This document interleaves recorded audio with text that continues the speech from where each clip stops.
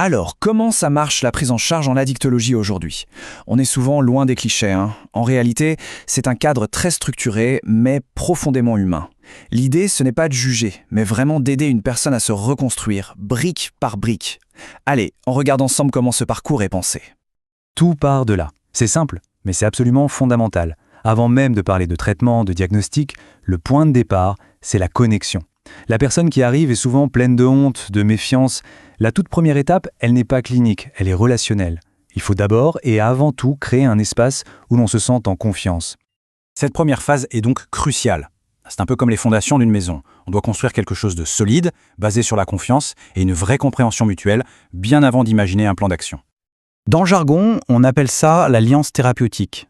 Mais l'idée, elle est très concrète. C'est une relation sécurisante, sans aucun jugement, où le soignant fait preuve d'empathie, sans être dans la complaisance, et où le cadre est très clair. C'est vraiment le socle de tout, parce que soyons clairs, sans cette confiance partagée, aucun projet ne peut vraiment décoller. Le processus de départ est donc limpide. D'abord, on tisse ce lien, on bâtit cette fameuse alliance. Et seulement après, on passe à l'évaluation complète de la situation. C'est une étape après l'autre, de façon très logique. On ne met pas la charrue avant les bœufs. Et là où ça devient vraiment intéressant, c'est que cette évaluation, elle est multidimensionnelle. On ne regarde pas juste la consommation, le produit. Non, on regarde le tableau d'ensemble, la santé physique, mentale bien sûr, mais aussi la personnalité, l'entourage, la situation sociale, familiale et un point clé, le niveau de motivation. Tout ça permet de bâtir un projet qui soit vraiment sur mesure, adapté à la personne dans sa globalité. Bon, une fois qu'on a cette compréhension globale, on peut passer à l'étape suivante.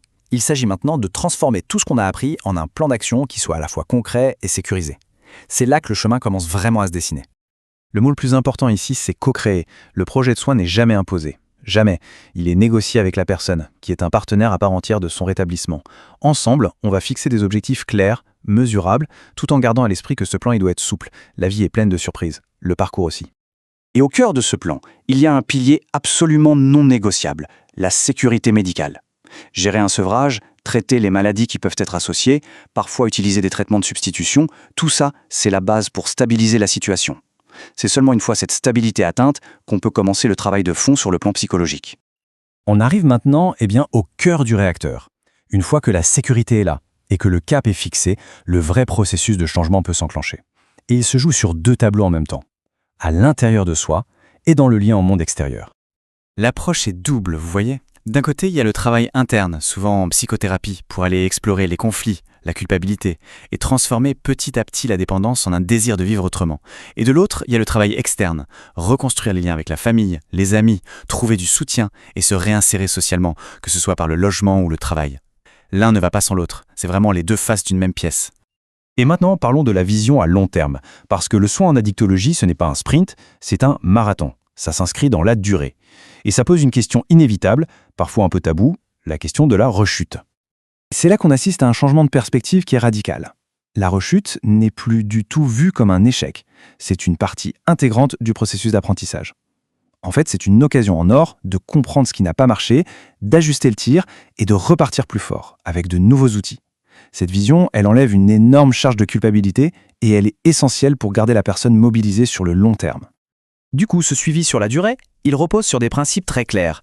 Il doit être régulier, mais aussi flexible. Il est basé sur le renforcement positif, c'est-à-dire qu'on valorise les progrès plutôt que de sanctionner les erreurs, et surtout, tout est fondé sur le respect absolu de la liberté de la personne. Le cadre est là pour soutenir, jamais pour punir ou contraindre.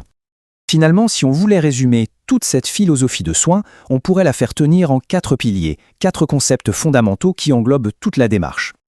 Accueillir, comprendre, accompagner et responsabiliser.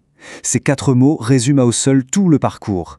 Accueillir sans jugement, comprendre la personne dans toute sa complexité, l'accompagner avec patience et constance, et enfin, l'aider à retrouver son propre pouvoir d'agir, son autonomie. Et on termine avec cette idée, qui est sans doute la plus importante. Le but final, ce n'est pas juste de se battre contre un symptôme. C'est une démarche beaucoup plus profonde.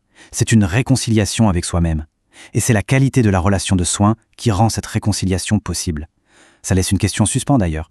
Comment est-ce qu'on pourrait, en tant que société, mieux intégrer cette approche si humaine dans tous les domaines de la santé ?